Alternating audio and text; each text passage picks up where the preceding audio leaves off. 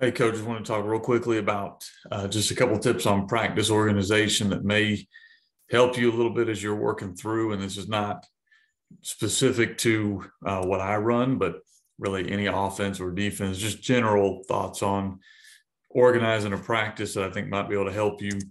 Got a real quick story I want to kind of go through, and then I'll give you just a couple quick tips. So, um, you might have heard this before. I'm sure it's out there on the internet, but this guy's sitting on his porch and watching these two men. One man comes around and digs a hole, and sure enough, a couple minutes later, a guy comes in behind him and he fills the hole in, and they continue this process through a couple different yards. They finally they get into his yard, and he walks up to him and asks the guy digging the hole, "He says, you're working really hard here. You're digging a hole, and your buddy here is doing a really good job, working hard, filling the hole. But what are you guys doing?" And the guy says, "Well, we're actually a three-man crew, but the guy who's supposed to plant the seeds, he was sick today." And I wonder how many times as coaches we're those guys. We're working really hard in our practice structure to set it up, and then our kids are coming behind us and they're working really hard to do this drill or whatever it might be that we have set up. But nothing is really being accomplished. The seed is not really being planted. And to me, the seed is the understanding of why what we're doing is going to help us win. If that's not happening, then we're just digging holes and filling them back in. And then we play a game and we have no idea how the two correlate. And so when you guys set up your practice structure, every single drill or time being spent needs to move towards winning a game. And not just that you understand it as a coach, but are you planting the seed in your players that this is how we're going to win the game on Friday or whatever day you're playing. So here's a couple base rules that may help you guys when you're planning any practice. Of course, make it specific to what you do, but number one, you need to have some kind of objective. What is your objective of practice on special teams, offense, defense is a general theme? Is this going to be a practice where we understand we're kind of working our kids hard and we're going to expend a lot of energy? Or is this a mental practice? Is this a practice where we're focusing on the run game, third downs, red zone? What is it as a overall viewpoint, and what is it as you work through position groups? Practice should also build up from the base. As you do individual drills, those individual drills need to kind of show themselves when you do what we call pod work or smaller group work. As you go from pod work into 7-on-7 or maybe inside drill, those drills need to show up. And then they definitely need to show up when you're running team.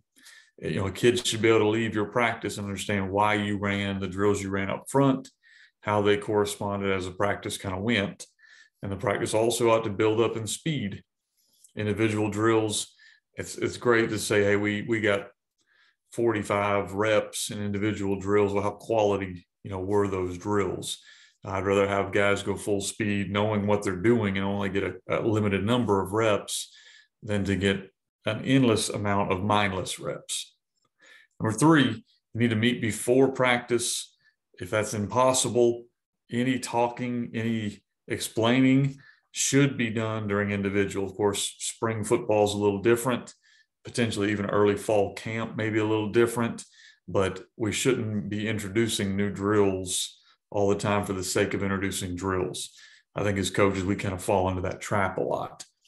Practice should also pick up with intensity. You go through individual drills. Those are working on our skills that we're going to use as we get to team. Now, again, quality over quantity. I may be in the minority here, but I have a lot of coaches that it's almost like a badge of honor that we got X amount of reps, in 5 minutes. And if you're at the collegiate level, or a couple of years ago, I was at the level where we had, 2 or 3 groups we could run through, that makes sense. But doing that with 30 kids or 40 kids or even 50 kids, trying to get a ton of reps, what you're doing is you're forcing your players to let off the throttle. it's impossible to play full speed for long amounts of time with no rest. And that's not how the game is played, unless you have kids going both ways. And if you do, you need to be ready to handle that. So quality over quantity. Make sure you're giving your kids enough time to recover so they can perform whatever you're asking them to perform full speed. Finally, you want to film as much as you can. To me, kids learn by video. You can tell somebody several times, but showing them will fix it a lot quicker. So film problem areas, film team, film whatever you're able to film and watch. Don't just film to film, but film areas that you want to get fixed. Maybe even show them immediate feedback. Film it on your phone, show it to them right then, and get it fixed. The goal of practice is not to win practice. The goal of practice is to get better for what you need to do to win the game. So make sure you don't put the cart before the horse. And again, make sure you're not just doing drills to do drills, but you're planting seeds of how this is going to help us win ball games.